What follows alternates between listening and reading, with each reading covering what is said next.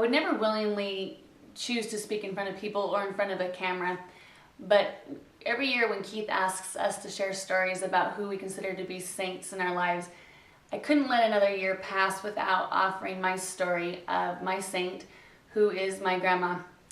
My grandma is Helen Uhlenkott. She was born Helen Uhlenkott in 1920 in Montana and moved to Idaho, where she met my grandpa, Abe Uhlenkott, in high school. Shortly after, they were married, had their first child right as World War II broke out. Grandpa was a great welder, so he was called to the base in Portland, Oregon to work as a welder, and so Grandma, not much older than a child herself, packed up her baby and followed him. She did this without hesitation. It's just a story that we have in our family because that's just who Grandma is, feeling the need and with not being concerned about herself. So she followed Grandpa and spent the duration of the war in Portland, where she had 2 more babies before coming back to Idaho. When you think of someone with grit, you might envision an Olympic athlete or a Marine. You probably don't think of a small round woman wearing a homemade apron, setting garnish beside her boiled potatoes. Grandma's life was not easy. It was good, but it certainly wasn't easy. She had 9 children in a small but cute house. She was married to a loving man who also unfortunately struggled with alcoholism. Her oldest daughter was paralyzed, and her oldest son had heart issues requiring open heart surgery. They had 1 car, which didn't matter because Grandma didn't drive anyway. They had enough money, but only if they were creative enough to make it stretch through every month. She had to work ridiculously hard. The woman gardened. She canned anything that would grow. She sewed clothes for everyone. She ironed like her life depended on it, and cooked because so many lives did depend on it. She did all of this every day. There was no such thing as meeting girlfriends for a coffee date or a run, and her vacations were going camping, where she did everything I just listed, but in a tent. Though money was limited, she never let it affect birthday parties or holiday celebrations. She would find a way to work around it.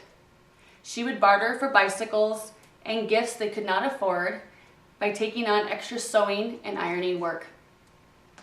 I am sure many women from her generation knew this kind of life, but my grandma did all this and was able to create what I call the magic.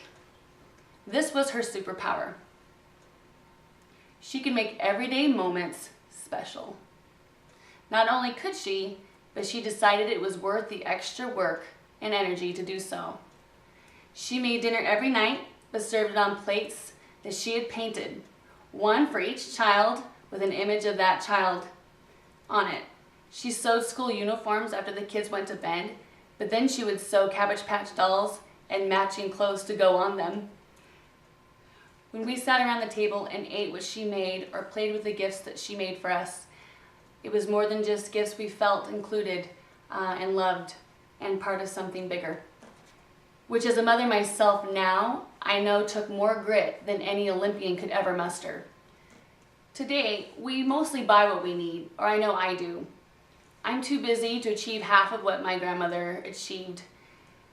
But no matter how busy I am, I remember how I felt with her in my life. I knew I belonged. I was one of hers, and she would care for me, and this is what I hope to pass on. I feebly attempt to create the magic in my own home.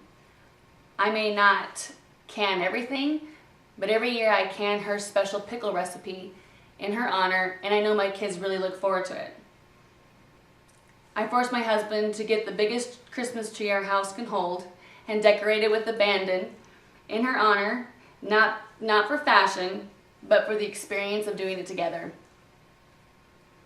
I do not have enough time to explain all of her creative magic-making strategies, but I do know that it sticks with me, as well as my many cousins and my siblings, and that each in our own way passes her spirit on to our kids, and I hope it's something that they'll pass on to theirs. Her magic making is what makes her a saint in my mind, because it required her to look outside of herself, beyond her own needs, to the needs of those around her.